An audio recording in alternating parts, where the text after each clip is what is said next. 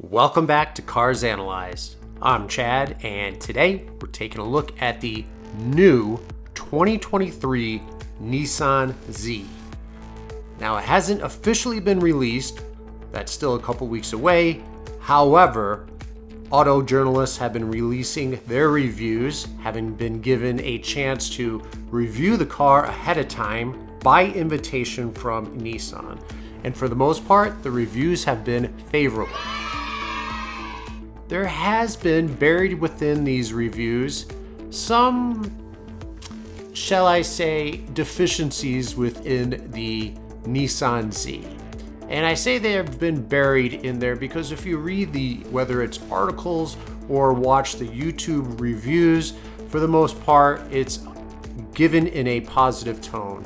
And I'm going to be a pessimist here. I am going to be a cynic. I'm going to say in part that's because they are being cautious with their relationship with the manufacturer. They certainly don't want to damage that by reviewing the car and being overly negative. Not everything has been positive in the reviews that I've seen and the reviews that I've read. So in this video, I am going to take out excerpts from various reviews to paint a more realistic picture of what you can expect from the Nissan Z. It may come across as overly negative, quite to the contrary.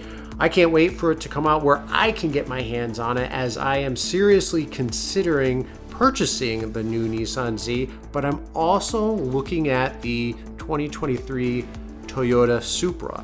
So with that said, let's jump into this. The Nissan Z really probably isn't truly a brand new vehicle. It has a lot of, quote, shared or upgraded components.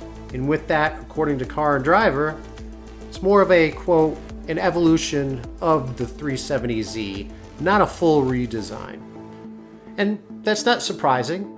That's not a huge knock. It is simply stating the obvious that they're not building a new sports car from the ground up. They're taking what they have and they're massaging what they have. Okay, so what do we get for that? Unfortunately, you get a lot of added weight. As much as 180 plus pounds of additional weight when compared to the 370Z, and more than 260 pounds more than its competitor, the Toyota GR Supra. So it's heavier, right? So what are you going to do because of the additional weight? You're going to add additional horsepower. So the Nissan Z puts out 400 horsepower, and yes, that is more than the Toyota Supra, on paper anyway. But with that added horsepower, does it translate into added performance? Before I get to the performance stats, the 0 to 60 times, the quarter mile times, let's take a look at what some of the reviews has indicated on its driving demeanor. Unlike the 370Z's hydraulic steering, it trades that in for electric steering, like most cars nowadays. So Nissan's just following along with the pack. But like most cars, it comes as a detriment. The drive, quotes, not particularly communicative. And it references it twice within its article. So the steering definitely could use some improvement, but let's not stop there. Car Driver is disappointed in the damping of the suspension. Going around the track, looks like even braking distances are quite disappointing.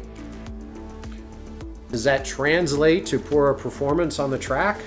Well, I think Car and Driver thinks so, as it's quoted as saying, "The Z does not respond in kind as a sports car should." According to the drive, I didn't get the sense that it loved being there. So while it's playing the role as Nissan's newest sports car, it seems to disappoint some of the reviewers when it comes to steering response, damping feel for the suspension.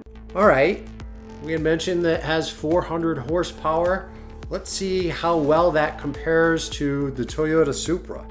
Not too well, even with its launch control that, according to Hagerty, is finicky and, quote, works not all that often. When it does work, it's been able to rip a 0 to 60 time of 4 seconds and a quarter mile time of 12.3 seconds at 116 miles per hour. It does put it behind the Toyota Supra. Let's move over to car and driver. Using a manual transmission, Nissan Z was able to get a 0 to 60 time of 4.5 seconds and a quarter mile of 13 seconds at 111 miles per hour. Well, that's disappointing, but if you read into that article, apparently that is because it's on 91 octane. And in Car and Driver's retest, in which they had a different car, a different location, but this time using 93 octane, again with the manual transmission, it was able to accomplish the same 0 to 60 in 4.1 seconds. So an improvement of 0.4 of a second. So that's great. Similar improvement of 0.4 of a second in the quarter mile, coming in at 12.6 at 115 miles per hour. So we have a difference here. I think the biggest concern, especially for those of you who are considering a Nissan Z and only have access to 91 octane, would be, does the Nissan Z really put down different horsepower depending on the octane level used? Again, that is disappointing. We don't see that a lot in sports cars nowadays. They're usually tuned to produce their quoted horsepower output using 91 octane. How great of a sports car is this 2023 Nissan Z? Is it a significant enough jump in the older 370Z? And the Drive considers that $10,000 jump in price as potentially not being worth it.